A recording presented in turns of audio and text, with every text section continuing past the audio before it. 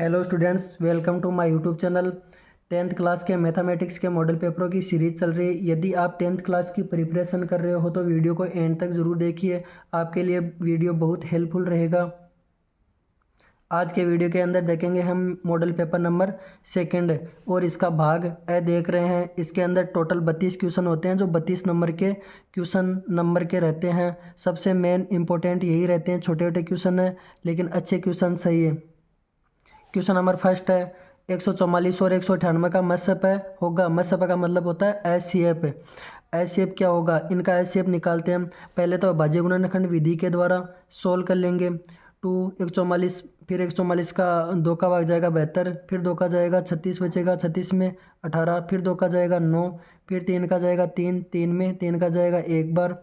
फिर 198 का भाज्य गुणनखंड विधि के द्वारा सोल्व कर लेंगे। 198 में 2 का देंगे तो कितना आएगा 99, 99 में 3 का देंगे तो कितना आएगा 33, 33 में 3 का जाएगा तो 11, 11 में 11 का खुद का ही जाता है। अब देखो मस पे एस सी एफ क्या होता है, कॉमन, दोनों में कॉमन होना चाहिए। 2 इसमें भी आ रहा है, 2 इसमें भी आ रहा है तो 2 कॉमन ले लिए यहाँ पे, ठीक है। अब इसमें 2 है, इसमें 2 है ही नहीं तो 2 वापस कॉमन नहीं आएगा। फिर इसमें क्या आ रहा है 3, 3 तो इसमें भी 3, 3 2 बार 3 3 आ रहा है तो दोनों बार 3 3 को कॉमन ले लिया और बाकी जो बच गए उनको छोड़ देंगे, क्योंकि मसपा का मतलब ही क्या होता है, कॉमन पार्ट लेना। अब इनको मल्टीप्लाई कर लो, 3 3 9, 9 को 2 से किया 18, अपना ऑप्शन नंबर क्या आ जाएगा द। क्वेश्चन नंबर 2 है द्विघात, यदि द्विघात बहुपद x square minus 2x minus 3 के शून्य p और q है तो p प्लस q का मान ज्ञात कीजिए। मैं मान लूँ p प्लस क्यू को अल्फा प्लस बीटा का फॉर्मूला होता है माइनस बी अपॉन ए। अब देखो ये इक्वेशन है अपनी द्विघात समीकरण की, A X square plus B X plus C. एक का गुणांक कितना है यहाँ पे, एक्स स्क्वायर का गुणांक 1, तो एक की वैल्यू कितनी है 1 और बी की वैल्यू कितनी है -2 और सी की वैल्यू कितनी है -3। हमें चाहिए क्या माइनस बी अपॉन ए, तो माइनस तो फॉर्मूले में, और बी की वैल्यू कितनी है -2 और अपॉन 1 एक्स स्क्वायर, एक की वैल्यू कितनी है 1, 1 रख दी, माइनस माइनस गुणा करेंगे तो कितना हो जाएगा 2, 2 में 1 का भाग देंगे तो कितना आएगा 2। किस कौन से ऑप्शन में आ रहा है, ऑप्शन नंबर ब, ये अपना आंसर हो जाएगा। क्वेश्चन नंबर 3 है प्रथम 5 विषम संख्याओं का माध्य है। पहले तो प्रथम 5 विषम संख्या लिखो, 1 3 5 7 9, कितनी 5 है। इन 5 को जोड़ो, सभी को जोड़ने पे 25 हो रहा है और किसका भाग दे दो, 5 पूछी है तो 5 का भाग दे दो, कितनी बार जाएगा 5 बार, ये अपना ऑप्शन हो जाएगा। क्वेश्चन नंबर 4 है निम्न रेखिक समीकरण युग्म के हल, निम्नलिखित युग्म रेखिक समीकरण के युग्म के हल होंगे। देखो x plus y equal to 4, x minus y equal to 2, इस प्रकार की इक्वेशन दी हुई है और पूछा जाए x और y की वैल्यू, तो इसमें देख लेना जिस ऑप्शन से ये सेटिस्फाई हो रही है समीकरण वही अपना ऑप्शन सही होगा। x की जगह 3 रखो, यहाँ पे 3 रखा, प्लस y की जगह 1 रखा, 3 और 1 कितना होता है 4, ये तो सही है। लेकिन यहाँ पे भी रख के देखो ये भी हो रहा है क्या, अगर ये भी होता है तो सही हो जाएगा ऑप्शन, नहीं तो गलत। x की जगह 3 रखा 3 और माइनस y की जगह 1 रखा, 3 में से 1 जाएगा कितना बचेगा 2, सही है तो ऑप्शन नंबर कौन सा हो जाएगा ए। अगला क्वेश्चन है किसी समांतर श्रेणी का प्रथम पद 2 तथा सार्वत्रिक अंतर कितना है 3, तो समांतर श्रेणी होगी। समांतर श्रेणी में प्रथम पद 2 है, देखो कौन से ऑप्शन 2 से स्टार्ट हो रहा है, सभी ऑप्शंस 2 से स्टार्ट हो रहे हैं। अब देखो इनका अंतर 3 का ही है क्या, 2 में 3 जोड़ो कितना 5, 5 में 3 जोड़ो 8, 8 में 3 जोड़ो 11, अपना ऑप्शन ये हो जाएगा। जैसे कि इस ऑप्शन को देखते हैं, 2 में 3 जोड़ने पे 5 होता है, यहाँ पे तो 6 हो रहा है, यहीं पे गलत हो गया। इसमें 2 में 3 जोड़ने में 5 होता है, 4 आ रहा है, गलत। यहाँ पे 2 में 2 वापस आ रहा है, रिपीट हो रहा है, तो ये तो ऑप्शन हो ही नहीं सकता, तो ऑप्शन नंबर कौन सा हो जाएगा ए। अगला क्वेश्चन है दो त्रिभुजों के सर्वांग सम होने के लिए निम्नलिखित में से कौन सा प्रतिबंध पर्याप्त नहीं है। यहाँ पे देखो एस ए एस, ये वाला नहीं है, ऑप्शन क्या हो जाएगा, नहीं पूछा है तो ये नहीं होगा, ये तो है, क्यों है, देखो ये 2 भुजा ले ली एस एस एस एस, इनके बीच का कोण, दोनों के 2 भुजा आ गई और बीच का कोण आ रहा है तो ये तो है। एस ए एस 2 कोण है, एक ये कोण एक ये कोण, दोनों कोणों के बीच में भुजा है, ये भी होगा। एस एस 1 2 3 तीनों भुजा है तो ये भी होगा।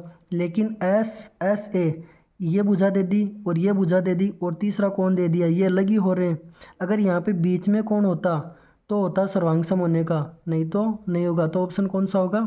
ए, ये नहीं है। तीसरा ऑप्शन, अगला क्वेश्चन है, बिंदु 0, 3 और -2, 0 के बीच की दूरी होगी। बीच की दूरी का सूत्र पता है आपको? दूरी सूत्र लगा दो। दूरी सूत्र कौन सा होता है? x2 - x1 का whole square plus y2 - y1 का whole square, bracket under root. अब यहाँ पे देखो 0, 3, x2 - x1, इसको x1 मान लिया, इसको x2, y1 y2 value, x1 y1 x2 y2, इस प्रकार से आ जाएगा ये। देखो इसको x1, इसको y1, x2 y2, x2 -2 -0 का होल स्क्वायर प्लस y2 कितना 0 -3 का होल स्क्वायर। इसको 0 तो है ही यहाँ पे, 0 2 में से 0 जाएगा, कितना बच जाएगा?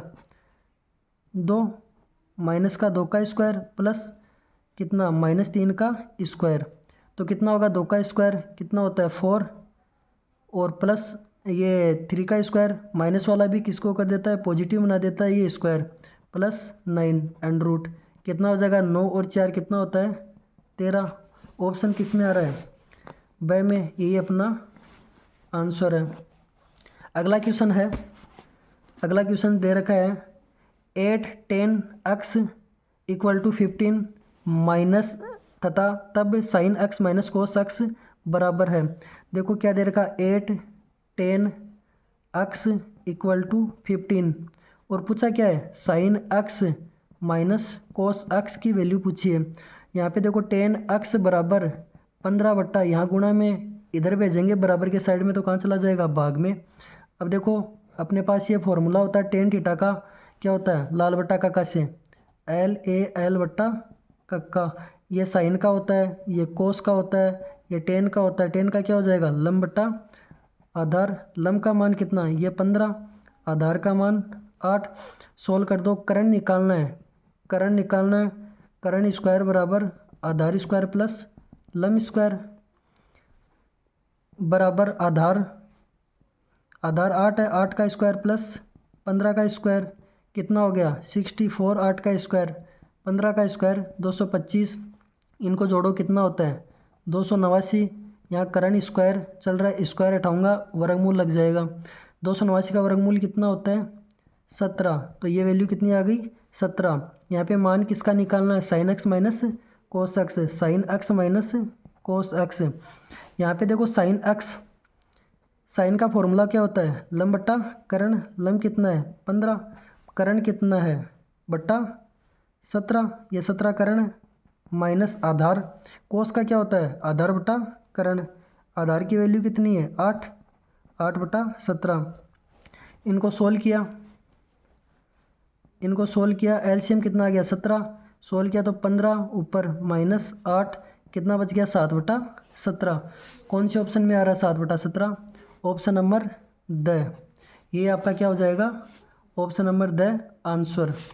नेक्स्ट क्वेश्चन है, 6 मीटर ऊंचे खंबे की छाया 2√3 मीटर लंबी हो तो सूर्य का 49 कोण होगा। ओनियन कोण। देखो 6 मीटर ऊंचा और छाया की लंबाई ये है 2√3, और क्या पूछा है इसमें? तो सूर्य का 49 कोण थीटा पूछा है। ये लंब है, ये आधार है, टेन थीटा बराबर होता है लंब बट्टा आधार। लंब की वैल्यू कितनी है? 6, और आधार की कितनी है? 2√3। थीटा की वैल्यू पूछी है, देखो 3 दूनी 6, कितना आ जाएगा? 3√3। 3 को क्या लिख सकता हूँ? √3 इंटू √3 अपॉन ये √3 है, ये 3 से 3 कट गया, √3। √3 कितने की वैल्यू होती है? 10 60 डिग्री की होती है, तो थीटा की वैल्यू कितनी आ जाएगी? 60 डिग्री। ऑप्शन कौन सा अपना है? नेक्स्ट क्वेश्चन है, वर्ग अंतराल 24 से 30 का वर्ग चिन्ह क्या होगा? 24 से 30 का वर्ग चिन्ह क्या होगा? 24 + 30 बट्टा 2, कितना हो जाएगा?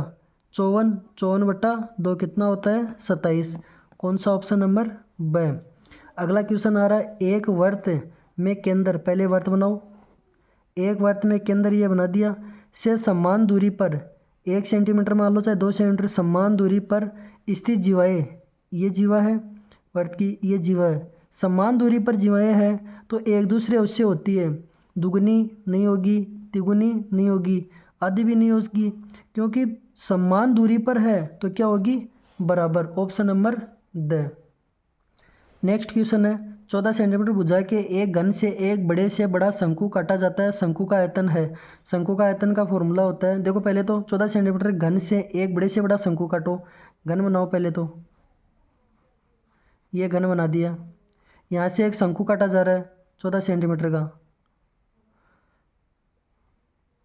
ये लो शंकु काट दिया, इसकी त्रिज्या कितनी होती है शंकु की, पूरी भुजा 14 है, ये क्या है, घन है, तो यहाँ पे भी 14, यहाँ पे भी 14, यहाँ पे भी 14 होगी इनकी भुजा बराबर, तो यहाँ आधी कितनी हो जाएगी 7 त्रिज्या, और इसकी ऊंचाई कितनी है 14 है, तो इस शंकु काटा जाता है, शंकु का आयतन पूछा है, शंकु का आयतन का फॉर्मूला होता है 1/3 पाई आर स्क्वायर एच, 1/3 पाई का मान कितना 22/7 इंटू आर स्क्वायर, आर का मान कितना 7 इंटू एच का मान कितना 14, 7 से 7 कैंसिल, 14 को 7 से गुणा करो 98, 22 गुणा 98 बट्टा कितना चल रहा है 3, 22 को 98 से गुणा करो 21, 56 आएगा और भाग जाएगा 3 का भाग दे दो 7 × 21, 7 कौन से ऑप्शन में आ रहा है, इसमें और इसमें, आगे और दो 21 पूरा चला गया, 5 में 3 का 2, 3 × 3 एक बार जाएगा, एक कौन से ऑप्शन में आ रहा है इसमें, तो ऑप्शन क्या हो जाएगा,